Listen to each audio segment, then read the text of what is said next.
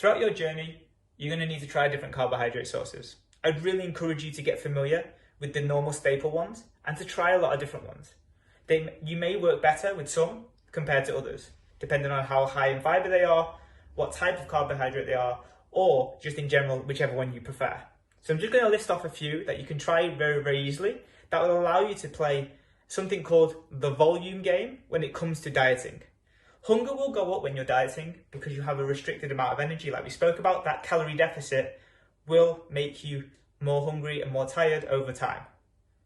So with your food sources, sometimes it isn't about choosing what is the most appealing or the best for you in terms of happiness. You want to play the volume game.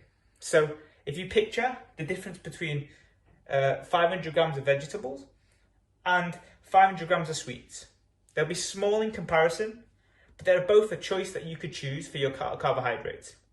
To play the volume game, you want to look at sources like berries. High amounts of volume for small amount of calories. You want to look at potato, super dense in comparison to things like rice, very fine. One piece of bread could be the same as 220 grams of potato. So you have to play that volume game. And always, vegetables and the volume of like broccoli and courgettes and spinach will outweigh other carbohydrate sources. But your job is to try and find the one that makes you feel the fullest for the longest, and the one that will allow you to be on that diet for longer because it doesn't build up your hunger and makes it very hard to follow. So please play with the volume game.